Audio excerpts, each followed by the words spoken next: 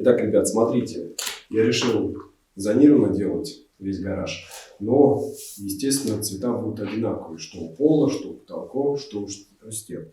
А зонированно почему? Потому что, так как любой гараж, в нем что-то есть. Соответственно, у меня есть стройматериал, который я разбирал, сделал свое что-то привел, да, прицеп у меня стоит. Поэтому я сделаю сейчас вот эту часть, буду делать, покрашу потолок, пол сделаю, а потом уже переберусь к правой части, там и к левой части.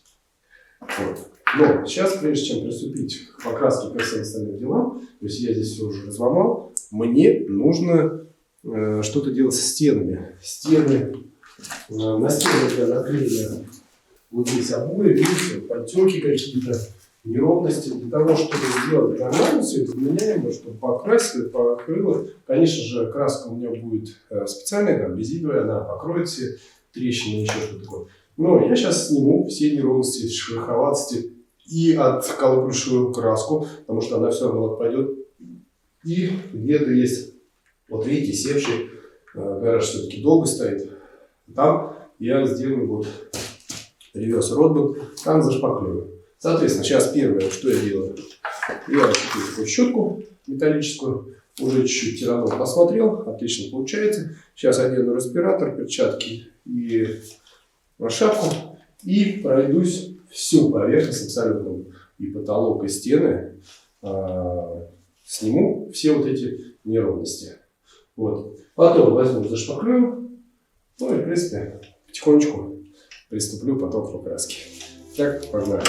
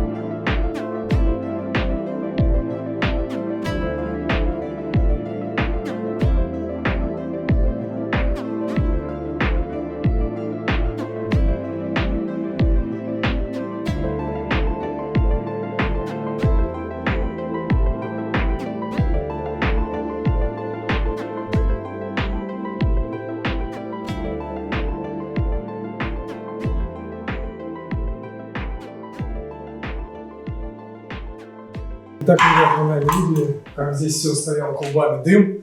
Блин, здесь просто нереально было все. То есть я помимо вот этой комнаты зачистил вверх с той стороны, и еще ворота прошел с внутренней стороны. И я думаю, что надо до конца дойти. Но вот эту еще стену тоже зашлифовать ее, чтобы подготовить как раз покраски. Но так как там много стройматериалов, мне нужно все-таки закончить с этой частью. То есть, соответственно, я сейчас просверлил вот розетки, у меня были, они как-то прибивались сверху к панели, я их засверлил раз, два, и вот сейчас третью буду засверлить, и наведу как раз шпателем, у меня есть ротбанд, ставлю розетки и вот эти вещи позаделаю везде, чтобы дырки поубрать, трещины, все это поубрать. То есть подготавливаюсь к покраске. Может, вы скажете, а что ты так заморачиваешься, как мне уже некоторые спрашивали. Ребят, ну это мой гараж, я хочу один раз его сделать нормально, чтобы он красивый, хороший был, и потом уже им пользоваться постоянно и уже не буду ремонтировать, так как это все-таки гараж. Итак, розетки.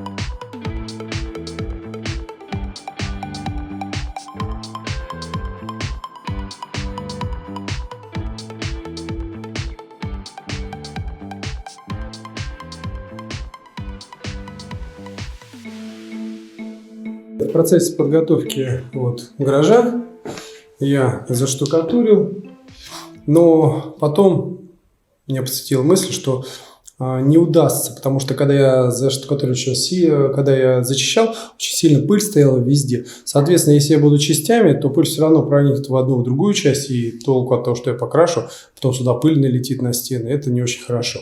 Поэтому я зачистил эту часть и заштукатурил, поставил розетки, видите. И последняя стена, которую я буду зачищать, это осталось. Я зачищу и немного, конечно же, эти трещины заделаю. У меня есть раствор, мне его не жалко, поэтому я его потихонечку сейчас доделаю. И сделаю розетку и уберу эти плафоны, так как я поставил такое себе освещение. Это LED-светильники, очень...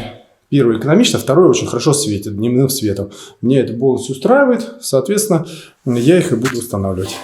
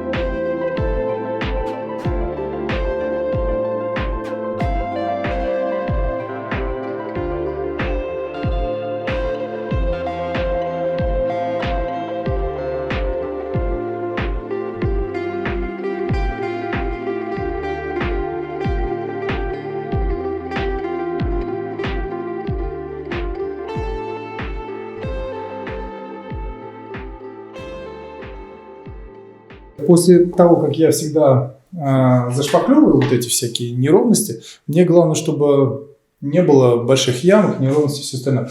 То есть я ротбунд разводил с чем-нибудь всегда, какая-нибудь шпаклевка или еще что-то такое, потому что ротбунд сильно быстро схватывается. Поэтому я его разводил со всякими затирками для швов, еще что-то такое чуть-чуть, чтобы он не слишком твердел быстро. И замазывал все эти вещи. И когда я замазал, то если вы обратите внимание, здесь видите, идут такие видите, все равно неровности. Где-то торчит что-то, шматок и все остальное. Все это я зачищаю таким шпателем. Для того, чтобы... Для чего? Для того, чтобы когда ты покрасишь, если покрасишь такими ошметками, то потом эти ошметки все равно со временем отпадут, и с краской отпадут. Смысл этого ждать. Поэтому легче всего сейчас зачищу шпателем.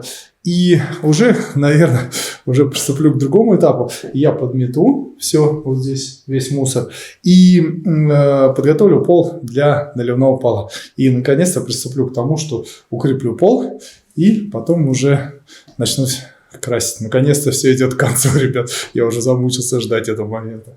Ну что, погнали? Зачищаем. и убираемся.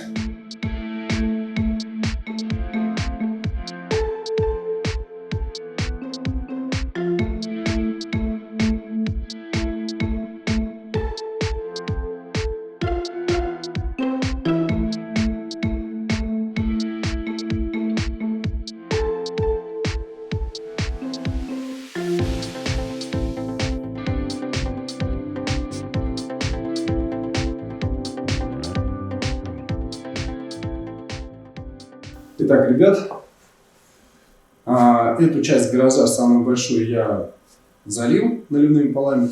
И сейчас думаю, что нужно здесь же и красить начать, а потом сюда все передвинуть и там доделать. Не таскать же 3 раза. Вот.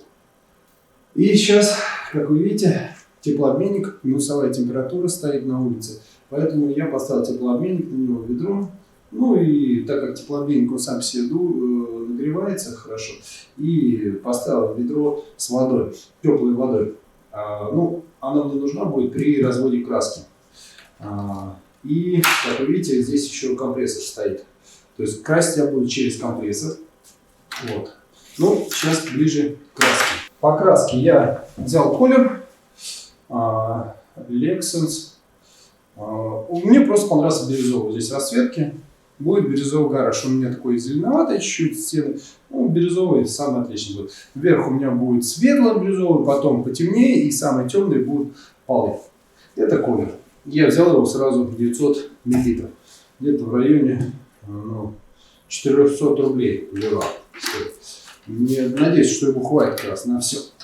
И буду красить именно потолок и стены. Буду красить резиновой краской. Вот видите, резиновая краска. В ней не резина. В ней просто повышенное содержание многих повышенное содержание там, алкидов, еще чем-то, полимеров, которые делают эту краску эластичной, влагостойкая краска. Вот, по бетону, штукатурке, шиферу, черепице, кирпичу. То есть это фасадная цокольная краска. Ей красят снаружи. Но так как это гараж холодное сооружение, она мне идеально подойдет. И она, самое главное, еще для меня трещиностойкая. То есть, соответственно, эта краска очень хорошо ложится на поверхность. Буду проходить ее по 2 раза каждый раз. И она очень хорошо именно при холодных температурах, при наружных работах. Ну а здесь отопление не всегда в гараже. Будет отлично, мне кажется, служить. Стоимость 10 литров, 2800 в Леруа. Я взял такие 2 банки. Думаю, может быть хватит. Если не хватит, то куплю, покажу. Вот. Ну и сейчас что? Компрессор вот собрал, наладил. Надо замешать краску. И почему включил теплообменник? Потому что красить нужно при плюсовых температурах все-таки. Сейчас вот гараж нагревается где-то около получаса. И я думаю, что можно будет отлично начать красить. Дело в том, что у меня в гараже, помимо ворот, были еще дырки в стене, я их заделал. Почему? Через ворот очень сильно тянет. Плюс еще в самом гараже 2 вытяжки. В конце гаража и вот здесь сверху, если вы видите, где уходит труба теплообменника. Вот. Поэтому здесь вот вентиляция выше крыши. Я оставил 2 вытяжки, мне этого вполне хватит. Еще плюс у меня есть вентиляционные трубы, которые идут еще 3 трубы именно в подвалы. То есть у меня нормальный вентилируемый гараж со всех сторон. То есть он не сухой. Поэтому вполне достаточно. И для этого, для того, чтобы нормально покрасить именно такой, я купил его, начал ремонтировать, и вот сейчас уже красить, такой, морозы пошли -2 днем, ночью -6. Сегодня, правда, дождь полил, это снег шел, завтра опять такая же температура. Ну, для того, чтобы нормально покрасить и краска хорошо легла, я топлюсь. Вот. И сейчас будет замешиваться. Погнали. И, кстати, вот эта краска, она на воде. На водной основе. И поэтому я грею воду и буду потихонечку добавлять. Она матовая. Меня устраивает все характеристики этой краски и цена.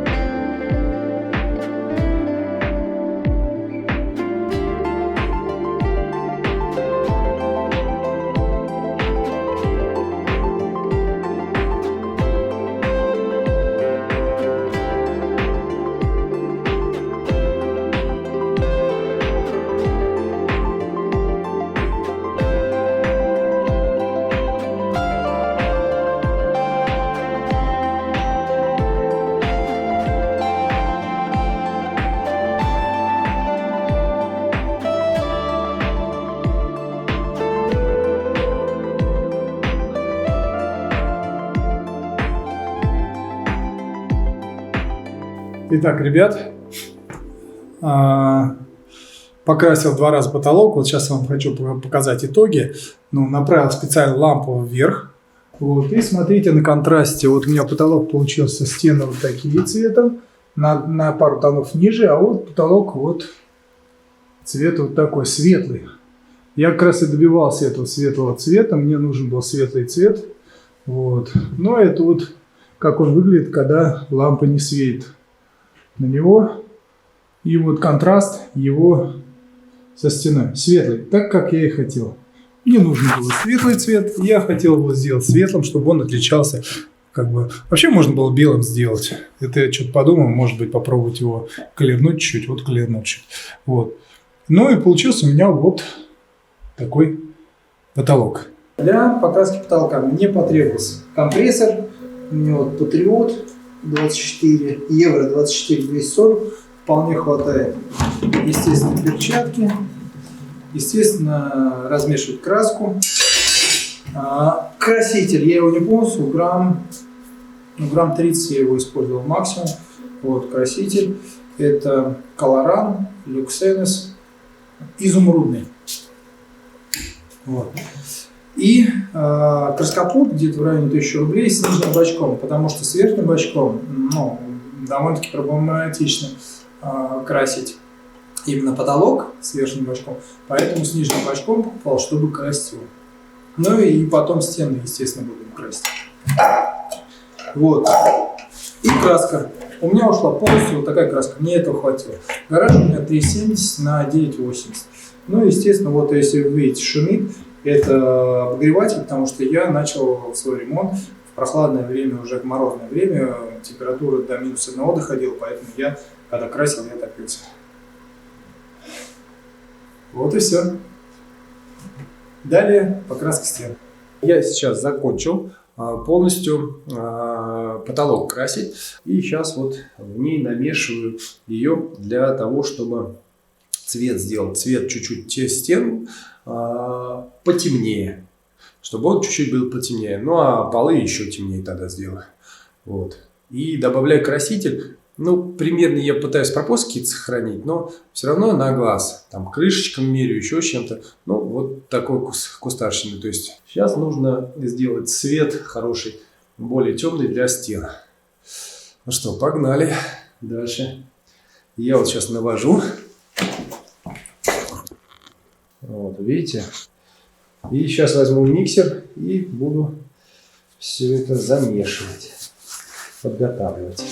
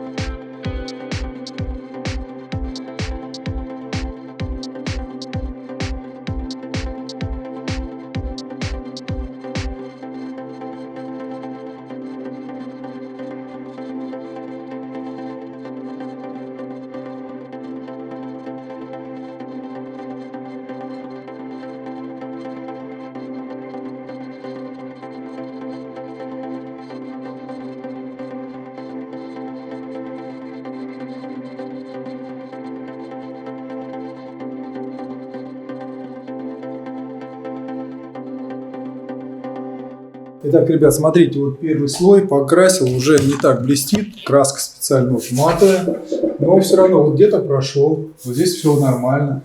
Вот такие вещи вот вторым слоем буду проходить. Ну, здесь вот, например, заплатка была, она за штукатурил, вот она отличается от нее.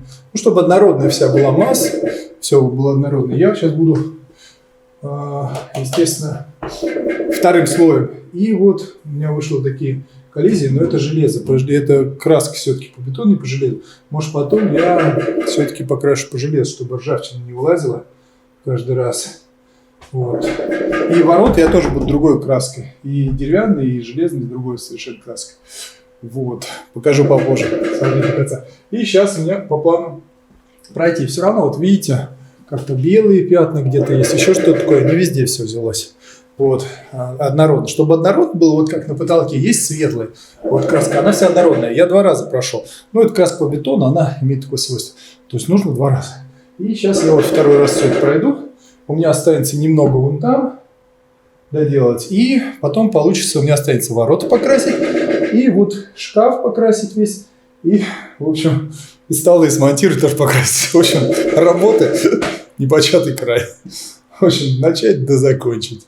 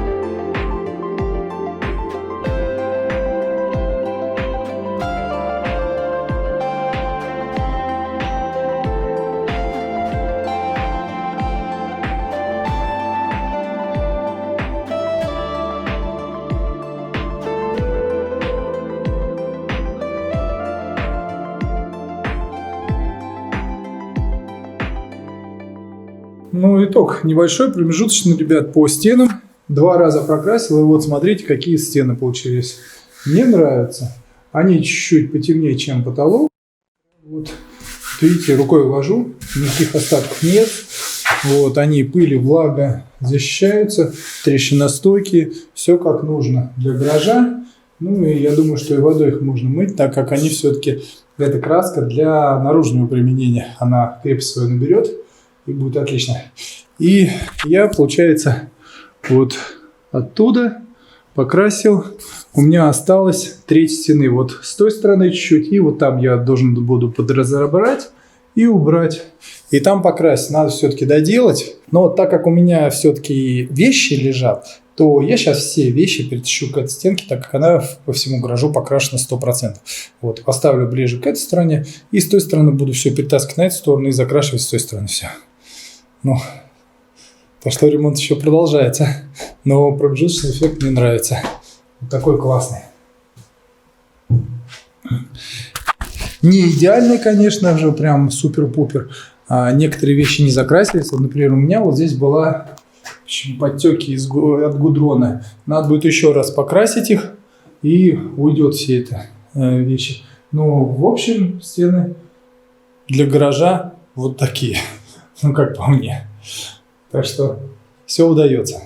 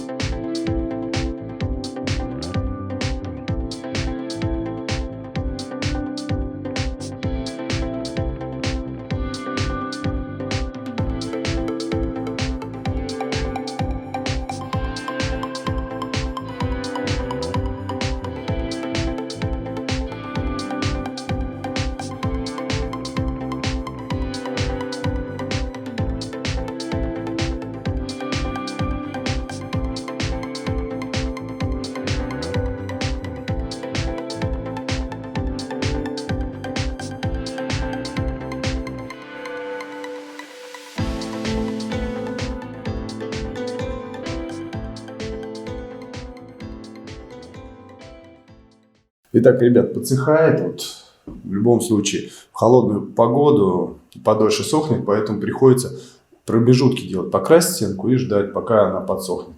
Вот она немного такая вот, если видите, влажноватая в некоторых местах, но цвет отлично лег.